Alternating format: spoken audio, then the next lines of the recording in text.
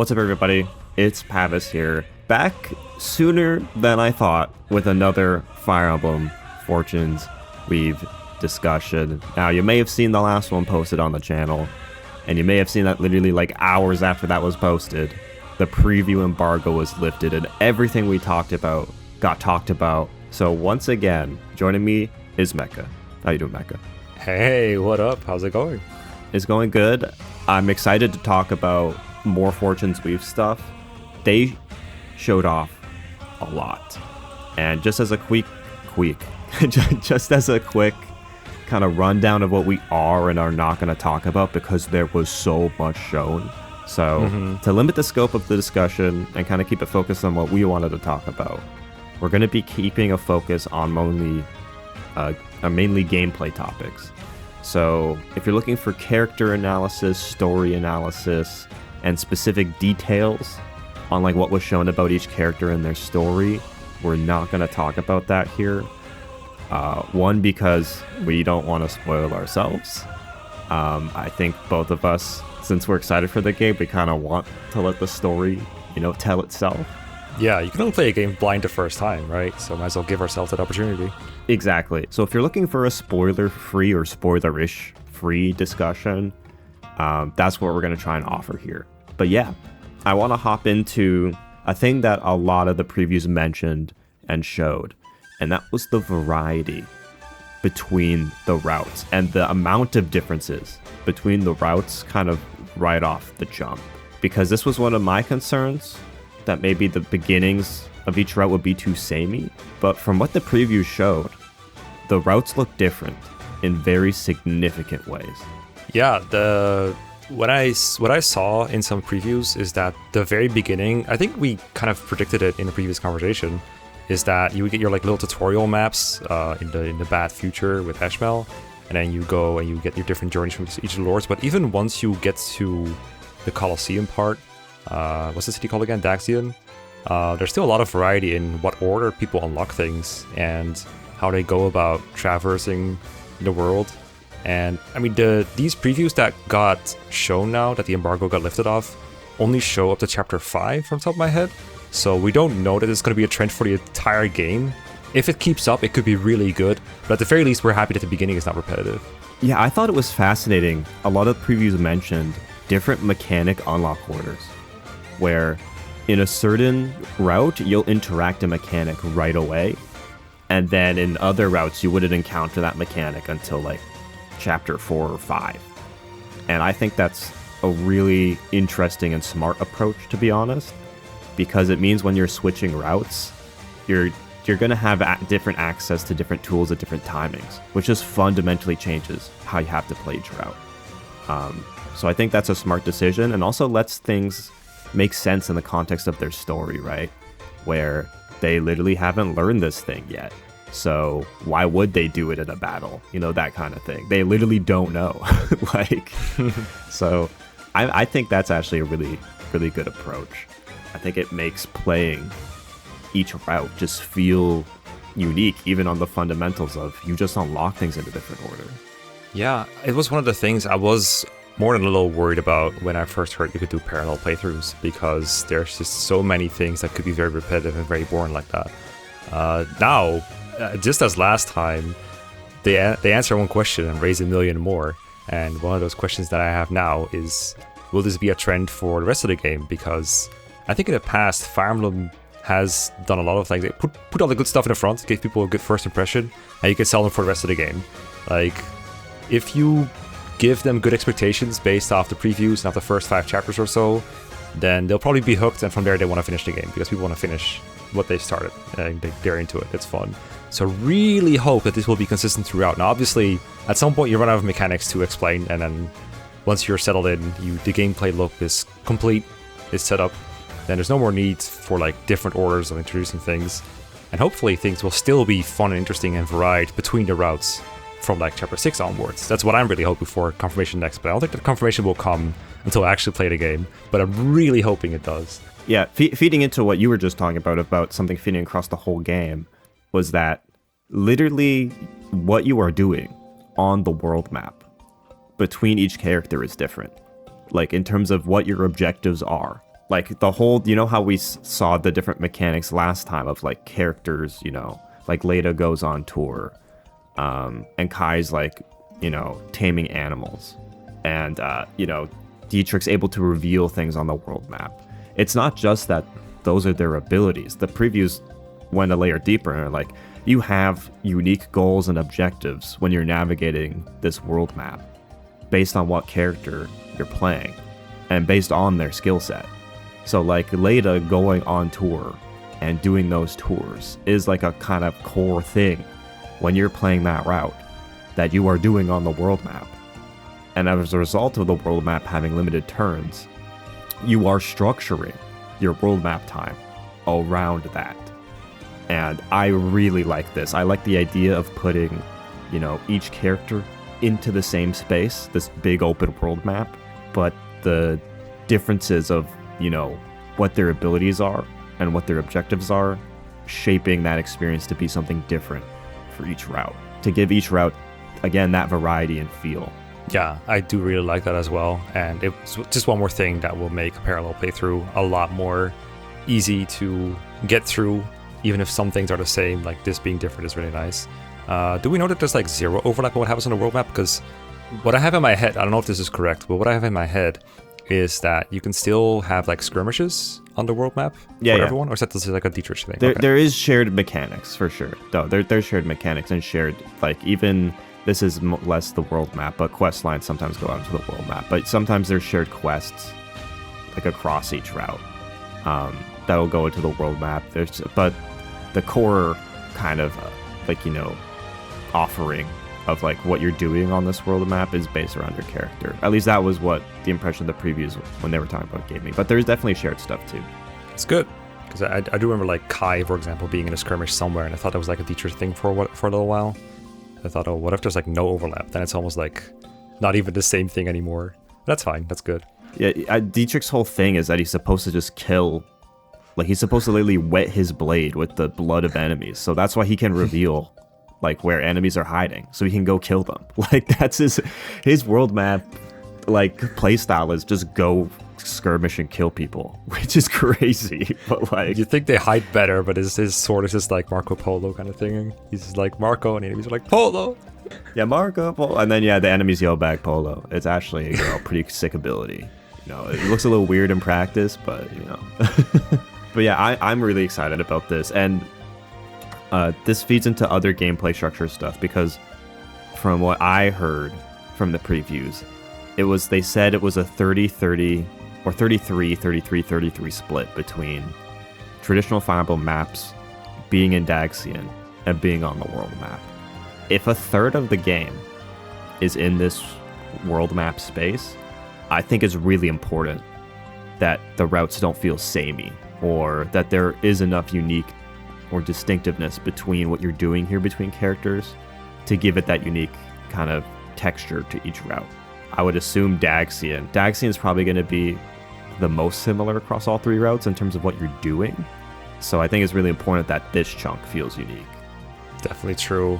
It's really going to depend on the execution. Like a lot of these things in general are like, oh, this seems cool, but the amounts and the details of it are really what sells the details how matter. Great this will be. Yeah, the details matter so much. We've heard a lot, but now it's just a question of how is it going to feel when we actually play it.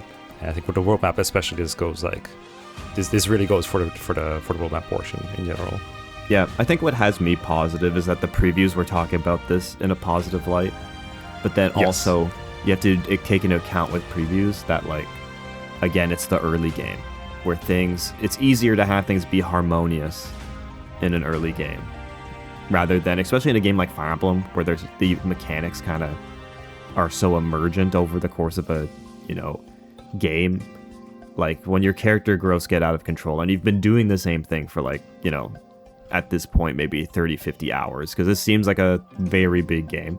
When you've been doing all these things over and over again, does it still feel fresh? Does it still feel, or does it still work after all the mechanics have fully evolved and you're able to use all the systems? Like, does it still work? Because it can work in the first 30 hours, but maybe, and it sounds like this will be an 100-hour plus game, but is it still just as fun or work just as well at hour like 70, hour 80? Yeah, for sure. But the early game, when everything is still like curated and new and fresh, not only do you have something new to experience almost every chapter or almost every moment in the game, it's like, oh, I can try this, I can try this. And I think partially also your imagination runs wild. It's like, oh, maybe I'll get to do this thing or I'll get to do that thing. And maybe that moment never comes and it's fine because you're hooked on other parts. But I think in other games, for example, once you start doing something twice, once you see maybe like a reused map for a skirmish or something, that's when it kind of starts to fall apart a little bit, and that's when it's really tough to keep that positive momentum going, and really hoping that this world map, which has all the possibilities of doing that, doesn't end up disappointing in that way. Especially if you spend a third of your playtime on it. Yeah, another thing about this world map, it looks huge. It looks massive. Like, I'm wondering what the turn count you have to do exploration. How on earth can you get to the far corners and back? Like, or maybe that's a big planning thing. Maybe you just have to really plan properly that you're going out there, and then like you have to micromanage your time to make sure you get back.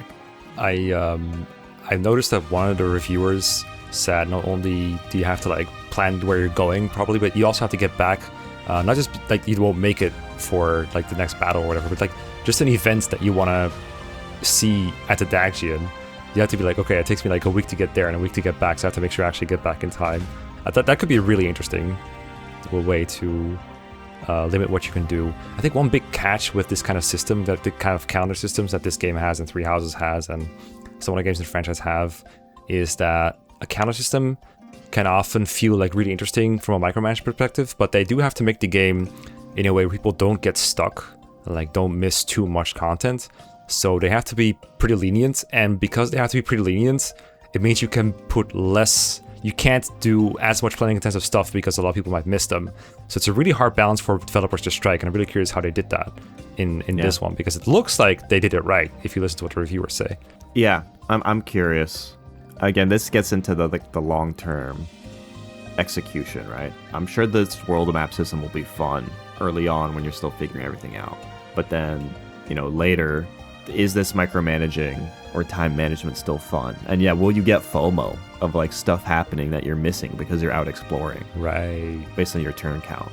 But real quickly, do you think, and this is speculation because I don't think they would reveal this in the previews, do you think they're going to let us go to Foldland? Do you think Foldland, I know it's at the top of the map here and it's clouded out. Do you think at one point we're going to Foldland? Oh, that clouding out is like, on one hand, this is the edge of the world. You can't go anywhere else. Like, this is just it. But it could also mean we're covering this because we want to uncover it later. That's what I'm thinking, because I think there's so many ties to Foldland in the plot that we're seeing. At some point, maybe it's a crazy plot beat that something happens there or you go there. Like, again, that's speculation. Like, Fire Emblem has done, I think, this before. I think with Vom in Awakening. Oh yeah, like where Vom got uncovered on the map. Slightly. I don't remember the site uncovering in Awakening. I thought Awakening just had the map completely shown to you at the start of the game. I don't think they showed you Vom at the start. I thought it was clouded. I never tried like looking around on the looking map over there in the beginning. Yeah. This has the potential to really get us some really easy and, dare I even say, like sloppy fan service of like running into like Edelgard's grandparents or whatever. It's like, ooh, did you play my other game, Three Houses kind of vibes? Instead of the more subtle references. I think we said last time that like little nods and like little references are okay if not done in too much abundance, like Marianne and Ursula and like Yuritsa D3H. Like, those are fine. They're already kind of on the line for me, but it's fine so far. If we actually just go into Foldland, it's like, oh, let's go to Garrett Mock Monastery. I mean, for you wouldn't want to see that. You want to kind of keep the focus on the on Daxian and Dagda. I would like that, yes. Yeah, I think that's fair. I think I don't know, this is too tempting. I think as a developer, it's too tempting. Like, from their perspective, it's like it's right there on the map. Like, it's just uncovered. Maybe a little taste of Foldland. Maybe just one little node on Foldland. Yeah. But like... Yeah, this is I don't know, whatever is south of Foldland, I don't remember. Yeah, as a treat. As a treat. Yeah.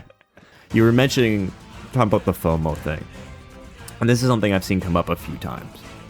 But people a little concerned about this. It's one save file. One save. And I'll give my point of view on this as somebody who usually when I play a Fire Emblem game, I usually only have one save. So for me, this is actually okay. Like, and I think a good chunk of people playing this game can get by on one save or will get by on one save. But if there is stuff like this, like you were saying, of, oh, you can miss out on events or you miss out on stuff and you can't, you know, you only have the one save to work with. I can see that being frustrating for other types of players. Like for me, I think I'll be okay. I'm fine with this. And also, I'd be shocked if they didn't add more saves in a patch or something. But for me, the system is already kind of working as having, I guess, 4 saves. In the sense of, like, you have a save kind of ongoing for each route. It's just, I guess, the save management within that route. Of, like, save management stuff you can or can't do because you're on one save. Yeah, I have a lot of thoughts about this. I am the opposite with regards to save file management. I am someone who will make one save, and then I'll see I have like 10 free slots, so I'll just make my next save below it and kind of stagger them in case I'm like, well, what if I have to go just like one chapter back? And then I come to a point where I'm not entirely sure what's going to happen next, so I'm like, better make sure I have another save in slot 10 so I don't accidentally override it. And then before you know it, my entire save slot system is just filled with saves that I never need, ever. So in a way, this could be a very good, like, therapeutic way to solve that problem for me. Is like, okay, Mecha, you get one save to work with for the entire game, but don't worry, we're gonna make it work. Like, it looks like they developed this in a way where they're trying to make it work so that you only need one save file, is the way I should put it. You only need to have one save file because we made it in a way that you would never need another one. Because another feature I saw was that you can rewind your save file to earlier chapters within a story, and that is good for me personally, for example, because what if I want to get like footage from a chapter for a video, but I don't have a save file anymore, especially for games on the Switch where I can't just take like a save state on my computer for like the Nintendo PC. This is really convenient. But I also saw that if, for example, you're in chapter 10 of someone's progress thing, like one person's story, and you rewind to chapter 4, it erases all the progress from later points, or from like between chapters 4 and 10 basically, and you go back there, and that point, it's kind of the same as if you just like loaded an old save file, but you also deleted your newer save file that you would have liked to keep. So I'm really hoping that's not true, because if it's not, that would be a little annoying for like the purpose that I use them for. But of course, I'm like the minority. Most people don't need like chapter 4 footage later in their lifetime. Maybe so, in terms of footage needs, but they're definitely like, there's a subset of Fire Emblem player who has saves like that, like, or uses their saves that way, just for every Fire Emblem game they play. But yeah, my understanding from that preview is that you basically rewound to that point. So your future stuff, because there's no other save, like you went backward in your progress on that save intentionally, but then you don't go to leap back forward.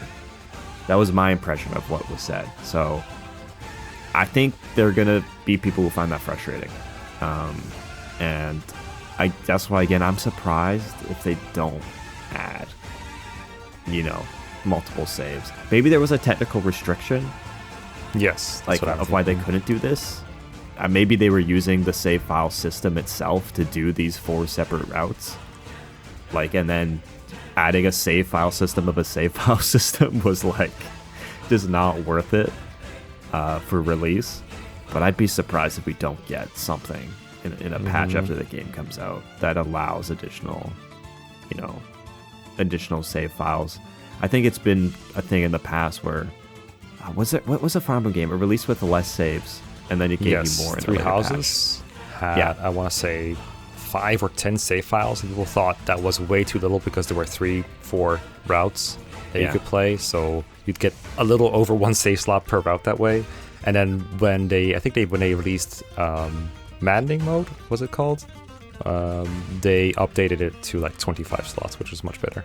Yeah, so I assume something similar will happen here, but maybe the game structure is just so complicated under the hood with all this like time travel and save management, maybe it might take a bit longer, maybe to even get that. But I personally, I think I'll be okay for my playthrough.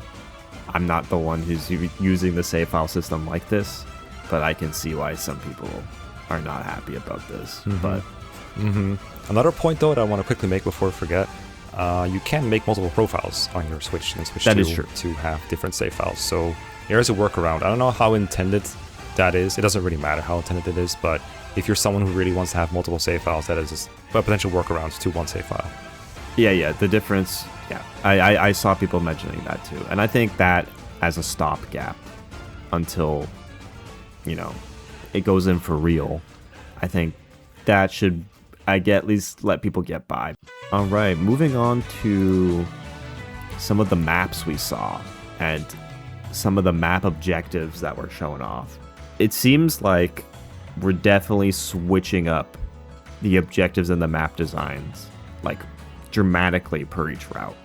But I kind of love that Fire Emblem is once again returning to design like this. I feel like Engage was very standard in most of its objectives, and I'd say even Three Houses was very standard in its objectives. Yeah. The last time Fire Emblem got this zany or crazier with the objectives is probably Fates. Yes. That was actually something I liked about Fates. Maybe not sometimes the map designs themselves weren't great in certain routes, but in theory, having the objectives be varied and interesting and switch things up, I think is a very positive thing. And a lot of the previews were mentioning this of like, the maps you're getting, or the key, at least chapter maps you're getting, are all very distinct and unique and have unique objectives. And I think this one, for example, having the most torches, I think lit is the objective, and there's a little counter in the bottom right. This seems like a wild one already, and this is within the first 5 chapters. I don't even know what story or plot reason this could be for of lighting this amount of torches, but I can light this temple better than you can. Oh yeah, let's show it.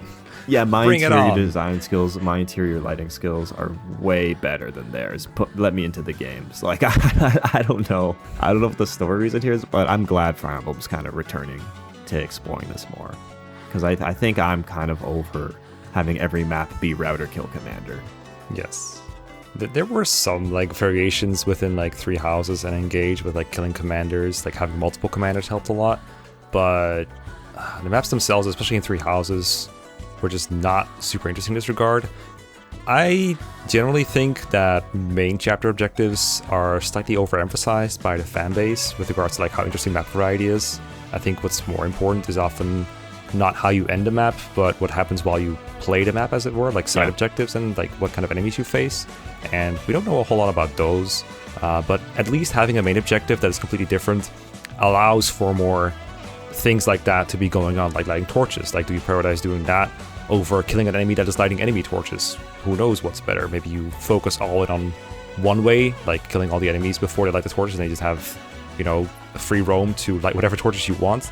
Or maybe you just focus on lighting torches 24/7 and then doesn't even matter what the enemy does. Like, that kind of balance, weighing that as a player, is strategically interesting. And, it's still pretty important, like 33% of your playthrough apparently. So glad they didn't forget about all that. With, I guess, this main chapter gameplay being, in terms of the ratio, probably being about a third of the gameplay, they could have easily phoned it in and been like, let's keep the objective simple. Like, this game is already huge. Making unique map mechanics is just another thing to do in terms of to make the game. And that's why I was kind of surprised to see this, of like, okay, not only is this game huge, we're also doing this. Okay. Like, I'm down for it. Now, you do have the, I guess, trade-off of you're probably going to have some duds in here. Yeah, experimentation always comes with downsides. With Fates, for example, there were definitely some duds when it came to the Fates map design in terms of unique chapter mechanics. I'm looking at you shoveling snow. When you're breaking away from the established formula, sometimes you're not going to get it right. So, like, experimenting with different objectives, like the chapter objectives in themselves are not inherently the ones that make it uninteresting. Like that snow shoveling map from Fates is a kill boss map, so you can make bad design choices with a good objective or vice versa. Yeah, that's true. So that's true. I'm hopeful. I do wonder how they will balance this with like the very varied looking class system that looks a lot like Three Houses and all the other bonuses you can get from like exploration and world map and everything, because that seems like a tough thing to balance if they have objectives like this. Yeah, actually, you know what? I think since we're talking about maps and gameplay, I'm going to segue into more of the gameplay topics. Mm-hmm. I'm going to segue it specifically into the skills screen we got to look at. En français. Yeah, yes. I mean, oui. Sans chevaleresque. I butchered that word. Chevaleresque. Yeah, I think I said that right. But what I think is really interesting about this class screen, or the skill screen we got to look at, is the sheer number of classes or not classes, sheer number of skills in terms of the slots you have here. But also the different categorizations. You have equip skills, personal skills, class skills, and mount skills. Fire Emblem's had personal before. It's had, I think, class skills before. Mm-hmm. I don't think it's had all three of these simultaneously, and we're adding mounts on top in terms of your skills you can have. It's close, I think, to what Three Houses had, if you think about it. Not saying you didn't think about it, by the way, no offense intended. But the equipped skills, the 5 slots, we know that from Three Houses. Personal skills, we had them in Three Houses. You don't notice them because most of them were bad, but they were there. And then you got the class skills. I think they were kind of merged in Three Houses with like class skills and mount skills. Like they had, for example, Wyverns had Canter, and then Avoid +10 because Wyverns needed that apparently. So we kind of had that. This is just, I think, a more presentable, like more logical way to present that. But I do like it.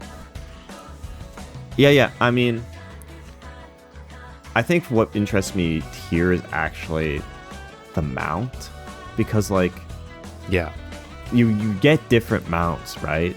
Are the mounts class locked? Can you have a class with a different mount underneath you? Is it just that, oh, this class uses this mount, so now you can learn mount skills, and then you put in which of the mount skill like you want from this like mount type, from what you've, I guess, especially with Kai, because Kai's going to be going out and getting lots of mounts and presumably lots of mount skills.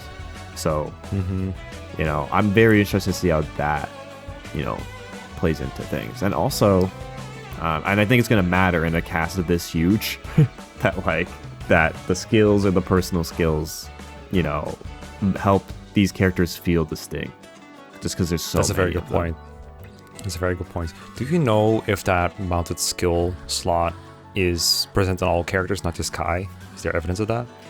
I haven't seen a screenshot other than this one, so I'd have to go look, but I don't know. Yeah, I'm assuming Transforce got this from one of the preview videos, probably. Yeah. That's the thing with all these previews. There's just so many previews. I'm sure this screen has got to have appeared in someone else's preview with a different character. And look, you can switch characters at the top, but it's just where is a mount one? Does that appear for every character? I would assume so, but that's an assumption. I just think this has to be one of the ways that Kai's skills to like tame and find and hunt animals can stand out as something you can interact with as a player. Yeah, I assume if you're playing as Kai, you're going to get way more out of the mount skills than you would on other routes. And I think that's another interesting thing, like, where you can add that difference between routes we were talking about, of having them feel different. Like, maybe when you're playing someone who's not Kai, like, yeah, you have mount skills, but your options are quite limited. But then when you're playing as Kai, because you're out there taming mounts, getting mount skills, like, your options to what you can do with your character is exponentially higher. Yeah, and we saw Elephant Rider being demonstrated as something that has some kind of override-like skill, like what we saw with, I think it was Anna riding the elephant. That's also got to be related to this somehow. Like, if you have an elephant and you have a certain amount of mount skill, you can stomp over, like, 10 enemies with your elephant. Yeah, dude, I'm imagining now Kai taming an elephant. I want to know what that looks like. Like, what does it look like to tame an elephant on the world map? Like, I mean, I think we saw the animation. It's just he's just like kind of waving at the animal, and they're like, yeah, like, now. Just this child comes up and just waves a hand at an elephant, and the elephant's like, "Okay, I'm on your team, buddy." like, what? Like that's all. Pretty common trope in fiction, right? You got this one like really animal savvy pervert that like all the cats and dogs just like the animal first you. Yeah, exactly. The Marianne kind of person. Yeah, I can communicate with the elephants. Mm-hmm. Yeah, the animals were whispering. Yeah, the elephants, they just talk really quiet. you just gotta have the right ear for it, like Kai does. And then you too gotta put your ear to their trunk. Dude, I want to take Kai on like an African safari.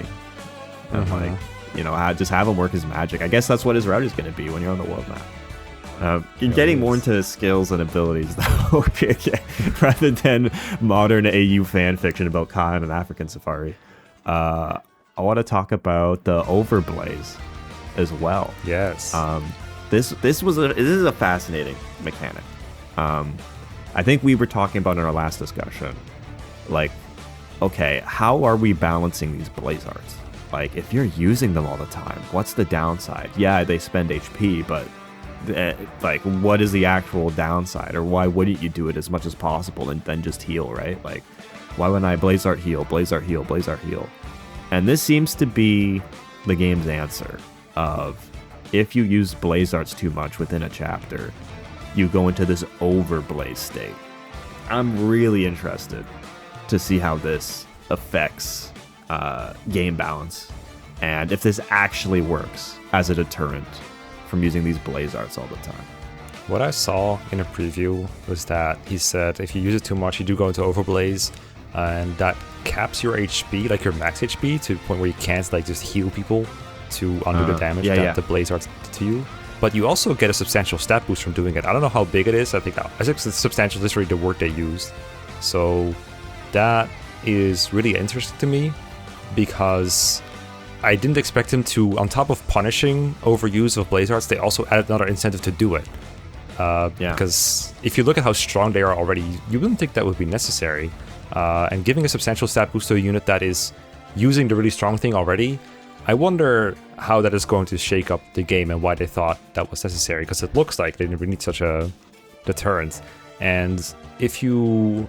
It might also be that if you use blaze arts in the early turns to clear up enemies that are causing problems, you can often kind of de-escalate a map to the point where being punished with, for example, a lower HP, like a lower max HP, is no longer as relevant. You can simply use your other units to clean up if needed, or you can use that units offensively but not defensively, kind of protecting them maybe in the backline somewhere. So it's really interesting to me. And again, the devil is in details. Like, what does a substantial stat boost mean? Or a substantial... How substantial is substantial? Yeah, exactly. How much could that be? And I think I saw one reviewer say that the game got really easy, but they were also playing on normal mode, so it's really hard to say what exactly it means. But from what I'm getting, the vibes I'm getting, it's a really strong mechanic at the very least. I think this will be interesting on harder difficulties. And actually, this was another thing. It seems like there's only 2 difficulties to start with. And there's not an ultra hard. But like, I assume on the hard difficulty, this will be more interesting, because I assume to clear chapters, you'll need to be using blaze arts. And then I assume when you're using the blaze arts, you'll need to navigate this overblaze state, like, properly and integrate it into your strategy to also clear the map. So like, deciding when you're going to overblaze to clear or get you through a map, I think will matter. And it'll add into the calculus of like whether you should or shouldn't use a blaze art at a certain moment. Like, I shouldn't blaze art right now because I can't afford to go into Overblaze because of the map state, right? Like, maybe the map state got really bad for me, and if I Overblaze, my lord is going to die. You know, maybe you're right, and maybe this isn't truly a deterrent. Maybe this is just another layer to the blaze mechanic to just add at least some thought to how you use it in the chapter, rather than just spamming it thoughtlessly. Mm-hmm. Yeah, it has the potential to overshadow your auto units a lot if the maps are built around using Overblaze a lot.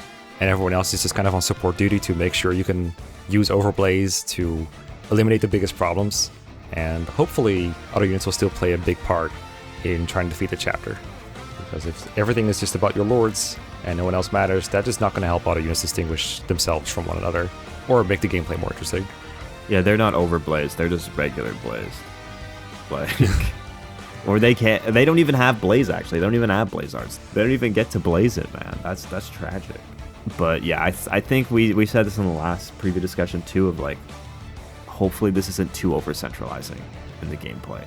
But as with all these things, you know, how this mechanic feels in the first 5 chapters versus how this mechanic feels like, I don't know, chapter 20 or 21, right? Like, it's gonna be different. Like, using Overblaze when you're just learning how to use the mechanic and the maps are kind of like presumably pretty simple or relatively easy in difficulty, like, sure, that's one thing to just feel powerful for a little bit in an easy chapter. But when it comes down to like late game chapter, all the mechanics are now in play. How does this fit within the system? And does it fit well within the system? Because Fire Emblem, I think, often has problems when you get into the late game. You know, the player's either snowballed out of control with the mechanics and like everything's trivial, or like, you know, they're fighting for their life every chapter. And I hope if I'm in the state where I'm fighting for my life, I don't have to constantly be just thinking about Blaze Art. Like, I want other parts of the strategy to come into play. Yeah, I had the exact same thought. It's sometimes you are so, like you said, snowballed out of control that the late game map having like 50 enemies in front of you doesn't even matter, because all the enemies will just suicide on enemy phase with like no chance to hit you, no chance to damage you or anything. But you gotta imagine, if they're including a mechanic that lowers your max HP, there's gotta be something that kind of pierces the stat boost you would get, kind of ignores your defenses, maybe some kind of Luna-like mechanic, or something like the Three Houses Gambits were pretty good at punishing like a single unit carrying your whole thing, because if your main unit is trying to take on like 50 guys but he gets gambited, he doesn't even get to counterattack, he's probably going to get hit, they're going to be immobilized for a while, their stats go down. Like, that works pretty well to make units not just carry everything. So I think at least we're not going to be snowballing out of control too hard. And hopefully we also won't have to over-rely on Overblaze. I think if a game tries to punish you for overusing a mechanic, they should still have the option to use auto units to your advantage to, you know, do things to kind of put the battle back in your hands, make things go in your favor again. So hopefully every auto unit can still not just contribute, but actually carry parts of a late game map. On some level in Fire Emblem, you want the lords to feel special, right? You want characters to have stuff that allow you to do cool things. So you have to strike this balance of making things interesting, fun, and powerful, but without letting the whole game design break by adding that powerful, cool, interesting thing. So yeah, I'm interested to see how the dynamic plays out in practice. But yeah, hopefully the Overblaze stat boost isn't too high. Because like, I think if it's like, it makes your units really good, like, who cares if you lost half HP if your defense went up by like 6 points? Like, exactly. Yeah, exactly. I hope it's like the state where it's like, it's still scary to fight, but you still can do it if you need to. Especially if you're like a ranged unit, you can still work very well with low HP. That's fine. I had one more. I don't even know how to classify this thought, but I just realized this. For the early part of the game, like the I guess we'll call it the Dagazian era, you have one of these units, and they're just like kind of anti-softlock measures, if you will. Like, you have like 4 or 5 other people around, and then one Blaze Art user. But there will be a part of the game where you can potentially have the 4 of these units that all spam Blaze Arts if you just recruit them all, you know, in the future. How are they going to balance that? If you have like all 4 of these, I think they're called like Flame Lords, and how are you going to balance around the player having somewhere between 1 and 4 of those? That must be really challenging. I'm imagining that it will just make the game a lot easier if you have 4, but still doable if you have 1. That's, I imagine, the base approach that they're going for. Yeah, I mean, this could play into end game or end of game stuff where like, oh yeah, you complete all 4 routes, you have all 4, let's say, Flame Lords on your team. They're all just blazing it, so to speak. Like, What is Yeah, just like what does that map look like?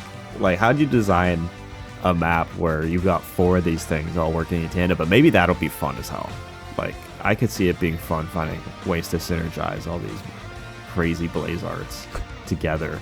I'm imagining like a map with like 4 different starting positions, and one of them has enemies in exactly the formation that one of Kai's blaze arts can all hit, and then one of them has like one really strong enemy you can hit with a rock from Theodora, and I don't know, stuff like that. And then one of them has like 50 deployment slots around where you can put Let Out to dance for like 50 different people, or like a place where you can release some monster enemies. People.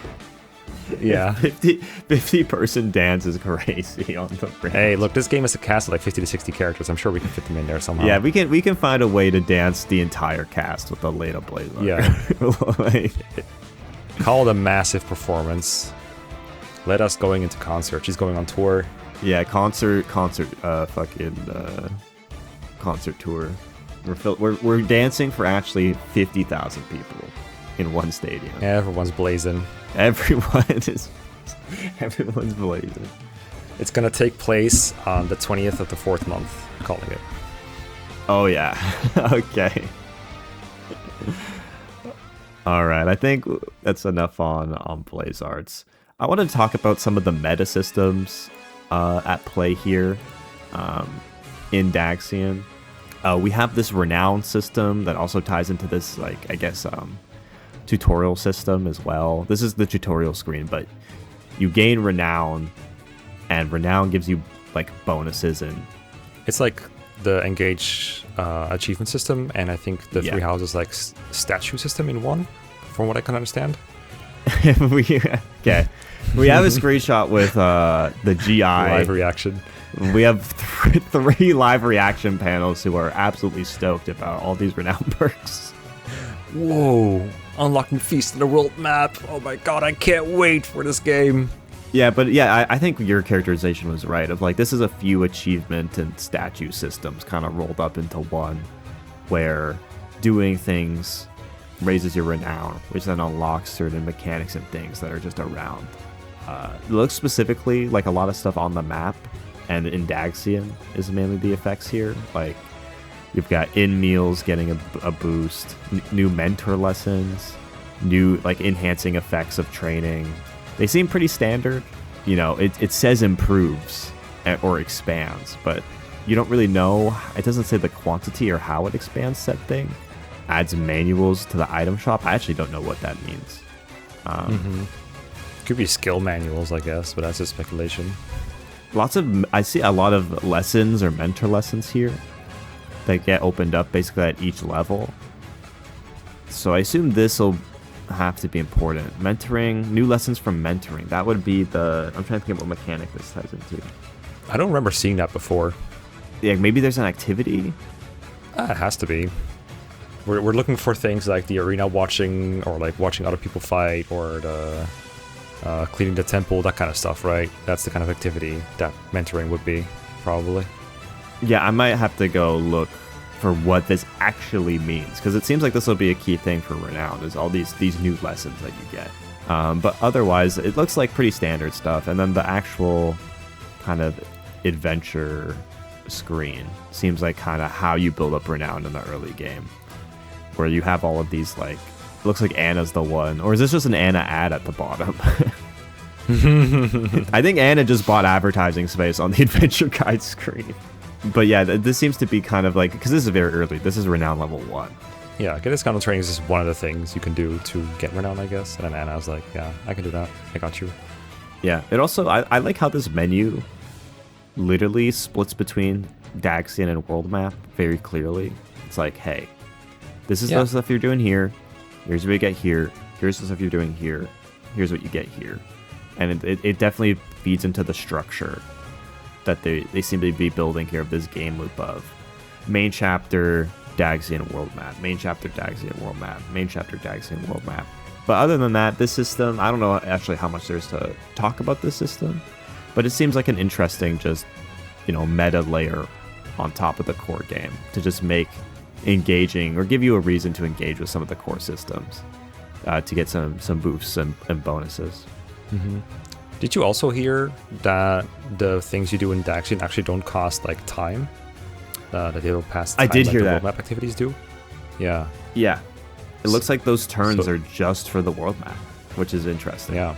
But that makes a lot of sense because the world map's so big that I can see, yeah, you probably need that number of turns to actually do what you need to do on the map. Yeah, which means in turn you can do as much as you like in a Daxian. As long as there's things that you can do, then you have something that you probably want to do, like recruiting characters and sharing meals and swiping the details because the details are important, or swiping the temples, sorry. Watch that one. So hopefully that is all still fun to do, because if you have like 50,000 tasks lying around for you in a Daxian that you can do like 50 exclamation marks on your map, that FOMO is going to really kick in. You'll be like, well, I'd really like to get to the world map now. I think I'm past my 33% for this chapter. I'd like to do something else now. But having to abandon things that might not be available for you for next chapter, I would hate to do that. Yeah, I think how time passes, because it's not just turns, there's also the time passing. True. Like, is this one-to-one? Is turns just a function of time? If that makes sense? Like, Actually, time might be tied to Daxian. No, I'm not sure. yeah, I this is a thing where I probably need to just see it more in action to fully understand what the nuance is between the time and the date. And like, because when you do a turn, the clock moves, like on the world map. Like on world map, you do a turn, the clock moves and changes. Yeah. So, yeah, I'm curious to see what the relationship is, because I assume main story events happen at certain timings, right? Yes. In terms of dates. So the turns has to align somewhat with units of time when you're spending them. Yeah, it's really hard to get a gauge of that, because every bit of footage released, both by Nintendo and by like the people that were allowed to preview copies, are usually like kind of quick cuts between bits of footage. So you don't really see someone doing activity from beginning to end, and like you can't really see what happens to the calendar exactly when they do it. You don't get the full flow. You basically get like, here's a snippet of me making a move on the world map, and then here's a snippet of me doing an activity. So I'd have to go dig through the previews if someone's mentioned, going from node to node to node and just has footage of that, or they talked about going from just node to node to node and how that the relationship exactly between turns and time. But that might be too much of a small potatoes thing to mention in a giant preview about a game like this, where there's so much big things to talk about. And I mean, in a sense, it's also fun to discover some details for yourself. We don't need to reveal the entire game to the entire audience. Makes sense from everyone's perspective. Another system here, and this also seems tied to achievements. Or this seems like much more, I guess, basic, in the sense of this is very numerical things. But these are the notable deeds, which give you karma shards. And then in turn, these karma shards, you spend these on like benefits for all routes. Like these karma shards are spent for entire game benefits. But I remember one of the reviewers said that this really helped speed up playing a subsequent route afterwards and made it less repetitive, since you can get through the boring bits faster, basically. Yeah, so like increase your XP. Like that matters. It seems actually all looks like XP. That's another thing of like, how is the game balanced around this? Like, I guess all of these experience gains seem pretty small. So I guess it's just only cumulatively will you feel it, because when it says increased sword experience +1, I guess it has status. So like, I guess you can upgrade this multiple times. I guess like you're saying, I guess the intention here is to make getting through other routes quicker if you're behind or you're earlier in game progress. Because let's say I complete like 3 whole routes all in order, and then that 4th route I go to, and I have like, I'm just got all this status just in crazy numbers because of that. Like that 4th playthrough or that 4th route might feel really trivial for quite a long time if I have all of these boosts. And then Fire Emblem's a game where you can snowball. Maybe. This feels like the game's answer to like New Game Plus from Three Houses, if I look at it this way. Like having a 4th playthrough where you gain like twice as much experience, that's literally the Three Houses New Game Plus experience. It does seem very funny that you could potentially stack like increased sword experience +1. What if you did like 5 times, you like poke one bandit with a sword, you just gain like 5 sword ranks all of a sudden. Like, that seems very funny. Yeah, you hard stack into all your shards into one weapon type. Yeah, but maybe what they've done is made every subsequent upgrade with karma shards cost more, so that it goes from like 300 to, for example, 500 for the next one, so that you can't focus all in one. I also gotta wonder. Yeah, I gotta wonder how much you can snowball off of these boosts specifically.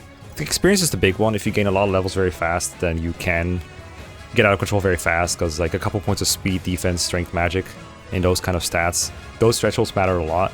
How fast you gain sword experience, I don't know. If you can't even buy like the really good swords in the early game, how much does it really matter? And if they're really heavy, like maybe that doesn't snowball you all that hard, but it might be really nice for reaching class certification thresholds. At least I remember the 3 houses system, whether you could certify for a certain class depended on your weapon mastery. And if that's the case again in this game, which I think it is, then that might really help snowball you faster into better classes. It also could just be the fact that maybe you don't get... Well, let me go look at the karma shards. Like, the amount you're getting isn't that high. So, these seem pretty expensive. These boosts, right? Like, there's this one where you're watching a bunch of A supports where you get 100. But, like, for the most part, you're getting just, like, kind of pennies to then spend on, like, multi-hundred, you know, karma shard purchases. So maybe you're going to have to be selective. But, like, this is a long list. So maybe it could be that the amount you get is pretty high. But, like... Yeah, I gotta wonder what the previewer was talking about, because they only got to play the Chapter 5 and, like, a couple times, but still. So how much mileage could they really get out of these if they're only getting a pittance in terms of karma shards? Yeah, I mean, maybe the one that really matters is this increased XP one. And if you get this one, then, like, that 10% maybe you really feel it. Or it's just placebo, and the reviewer was just, once he got more familiar with the game, he was able to play the game faster, and he attributed it to this system. Could be that too. But yeah, they are putting in a bunch of these, I guess, layers on top of, you know, like with these shards. Also the sand, which I didn't get up any screenshots related to the sand that you spend at the statues. Yeah, the divine sand. And also the Renown. They're adding a bunch of layers on top of the game. One, it gives you stuff to do. You know, go get these things to then get these boosts. And I hope they feel, you know, you want them to feel meaningful and impactful. But you also, like, I don't know how much I want to manage, like, 5 currencies, to be honest. Like, I don't know. Sometimes these types of games, it's just a lot to keep your mind on and manage. And it can get a bit overwhelming. But... It might be one of those things where it's okay to just forget about like one currency system existing for a little bit and just focus on the things that you are able to keep in your active memory. And then after like a day of playing, you talk to some friends and you're like, hey, did you do this? I'm having trouble with this part of the game. What am I doing wrong? And you look at like your karma shard system, is like, oh, I could have boosted one of my characters to like hell and beyond with this. I just forgot about this whole system, and you just continue on. Like it is overwhelming, but it's part of playing a new game, and it's like the excitement of discovering a new system. It's like, oh, you could do this, that's great, and you just go with it for a while, and now it's in your system, and then it kind of snowballs into a fun experience. But it definitely seems overwhelming at first. The way Fire Emblem usually does tutorials is not great for retaining something like this, I think, because it will explain it once and then put it in a system guide somewhere, and you can look it up if you want to. But actually, until you've engaged with it a couple times, you're not going to get the hang of it for a little bit, and that's okay. Annoying, but okay. Yeah, agreed. I think we can now talk about what we can pretty comfortably say is the most important mechanic in the entire game, and that is perfect bird time, or bird time, or burb time, or whatever you want to call it. When I saw this, especially the screenshot, not this specific one, the one that said perfect bird time, I was like, what the fuck is this? Like, it's they wanted to keep tea time so bad, and then they just made no sense. Like, it's like they made a parody of tea time. Yeah, it's a tea time parody. Like, that's so strange to me, because tea time in 3 houses, I think, had a bit of a localization issue where you would have to respond in a certain way to the characters saying something, and most of the responses felt like either pretty similar or they were all nonsensical, or they all seem pretty harmless, and knowing what to pick was basically a matter of just looking up a guide online, trying to pick the right one. And it's almost like they heard these criticisms and said, yeah, let's do that again, but worse. Yeah, let's make the options even more obtuse. Like, let's make the options like non-verbal bird cues. like, what? I don't know why you wouldn't just bring back tea time. I guess you need to frame it as interacting with the main character directly to have this first-person POV. POV, you're a bird.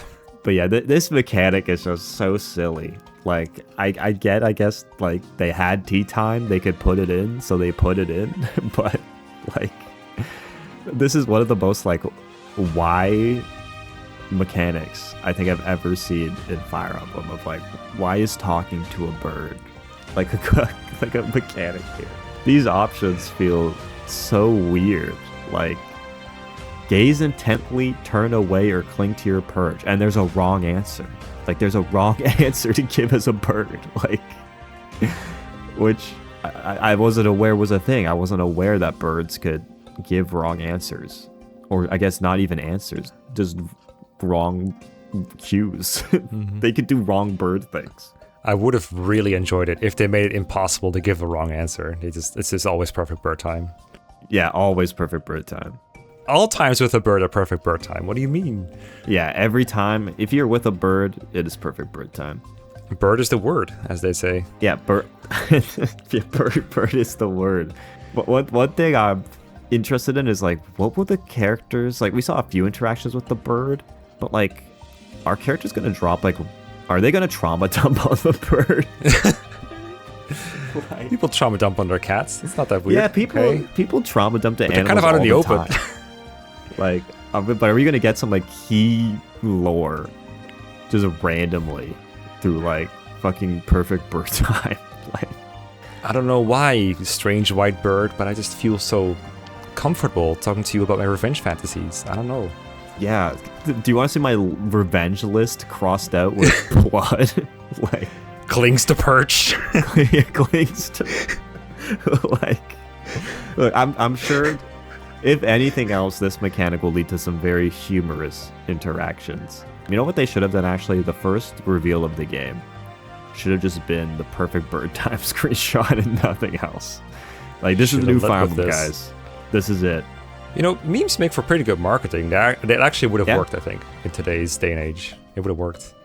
Yeah. I mean, what they went with also kind of worked. Like, the whole divide across 4 routes thing is, of course, also prime marketing. But yeah. But yeah, I am excited to see how all of these pieces we talked about come together.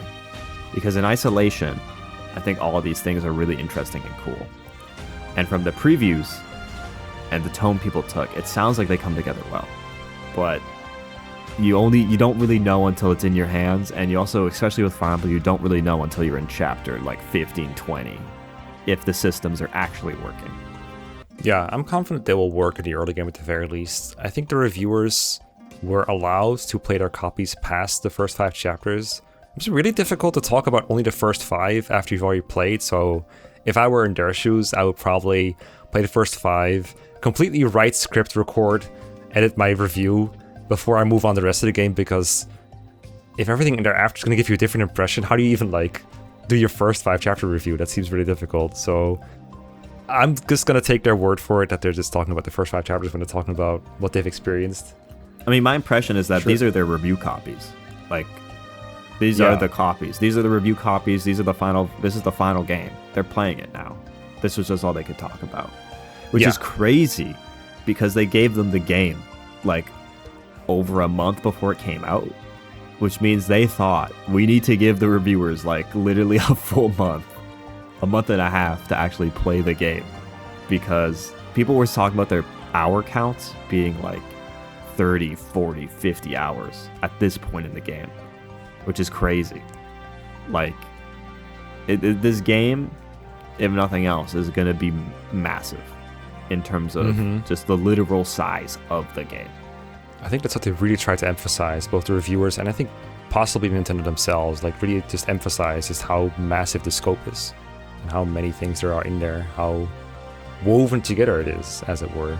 Yeah, many a thumbnail just dropped the hour count. Like, we played for 30 hours. They want you to know. And I think Nintendo also wants you to know that this game is this game. It also shows a lot of confidence to show the game off this early. The amount of that they let people show is also a very confident play of like, there's a lot in these first 5 chapters, and they're letting it be shown, and it seems like they're confident in that. Yeah, they seem really proud of their products. The fact that they made a separate direct for one game alone, I think, is evidence of that. But this as well, for sure. That's all the topics I wanted to cover today. Look, there was a lot more in the previews. A lot more. But I wanted to keep this gameplay focused, mainly so we don't spoil ourselves, and also because I know there's people out there who will probably want a discussion that's less focused on story details and more focused on gameplay details, and also don't want to get spoiled. So hopefully if you fit in one of those 2 categories of, caring about the gameplay and not want to get spoiled, hopefully this conversation, scratch that itch you were looking for. Because I know it's tough to look up anything about Fortunes without getting spoiled right now. So, but yeah, any final thoughts, Mecha, before we wrap up? No, I think I said everything I wanted to say. I'm super hyped, super curious, super interested. Yeah, I think the fact that I care about spoilers tells you all you need to know. The fact I don't want to be spoiled, and the fact I want the game, for the most part, to speak to me on its own terms without knowing everything that's in it, in terms of especially the story details, that tells you that I care. And you can't unspoil yourself, and it's so easy for like one little screenshot or one little clip to just spoil you on some important details. So it's happened to me already with a couple of things. So stay safe out there if you don't want to get spoiled. Yeah, stay safe. Once again, thanks for hopping on, Mecha, and talking through these things. I really have been enjoying these conversations. Yeah, it's really nice to go over these things in detail and exchange thoughts about them. Really great. All right, that's going to do it from us today. Have a great morning, evening, afternoon, wherever you are, and I'll see you around. Cheers. See ya.